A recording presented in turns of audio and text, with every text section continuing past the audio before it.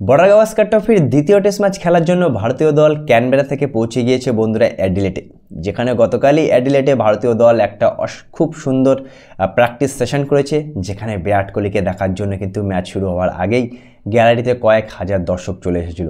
তার মানে এই টেস্ট ম্যাচটা নিয়ে কিন্তু আমাদের অনেক একটা আগ্রহী, অনেক একটা ক্রেজ আছে, বিশেষ করে পিঙ্ক বল test match, day night test match.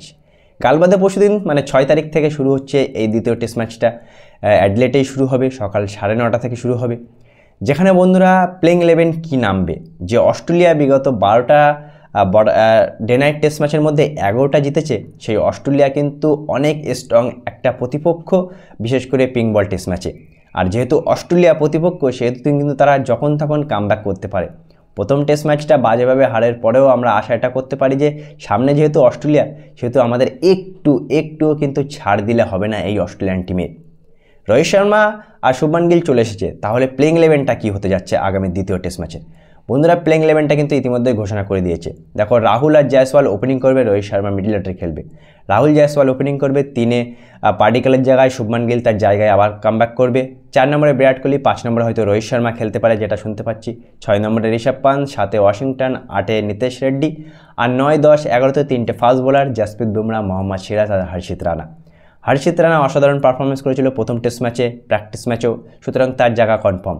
আর দ্বিতীয় মোহাম্মদ সিরাজ, সেও কিন্তু ভালো পারফরমেন্স করছে, সুতরাং তার তো বদলানোর কোনো জায়গাই হয় না। আর জাসপ্রীত বুমরা তো ভাই আমাদের মেন প্লেয়ার, তাকে তো প্রশ্নই ওঠে না বদলানোর। ওদিকে ওয়াশিংটন সুন্দর অ্যাজ এ স্পিনার অলরাউন্ডার হিসেবে কিন্তু পারফরমেন্স ভালোই করেছে, সুতরাং আমরা যেটা শুনতে পাচ্ছিলাম যে তার জায়গায় কিন্তু কনফার্ম দ্বিতীয় টেস্ট ম্যাচেও। আর নিতেশ রেড্ডির মতো একজন ফাস্ট বোলার অলরাউন্ডার তো আমরা খুঁজছিলাম ভাই। হার্দিক পান্ডিয়ার পরে এই ফাস্ট বোলার অলরাউন্ডার যে প্রথম টেস্ট ম্যাচে এত অসাধারণ পারফরমেন্স করেছে, আর সেই জন্যই কিন্তু তাকেও দ্বিতীয় টেস্ট ম্যাচে আমরা কনফার্ম ভাবছি।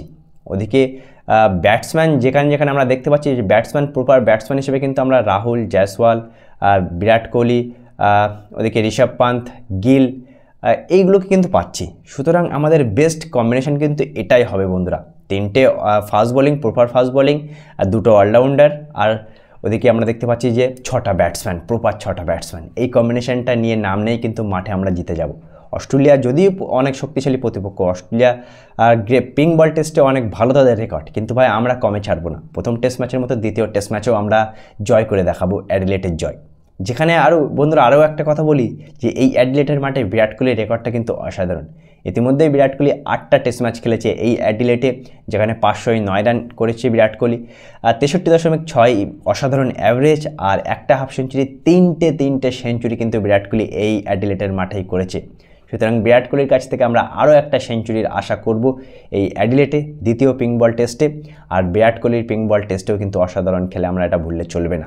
বিরাট কোহলি ফর্মে এসে গেছে, প্রথম টেস্ট ম্যাচে সেঞ্চুরি করেছিল, দ্বিতীয় টেস্ট ম্যাচের জন্য বিরাট কোহলি সমেত গোটা টিম ইন্ডিয়া পুরোপুরি প্রস্তুত।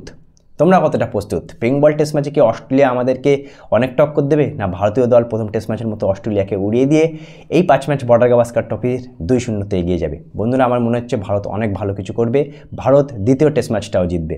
এখন সবথেকে বড় প্রশ্ন যে দ্বিতীয় টেস্ট ম্যাচের কম্বিনেশনটা কী নিয়ে ভারতীয় দল বা রোহিত শর্মা মাঠে নামে, এখন এটাই দেখার বিষয়। ভিডিওটা ভালো লাগলে বন্ধুরা অবশ্যই চ্যানেলটা সাবস্ক্রাইব করবে, ভিডিওটিতে একটি লাইক করবে।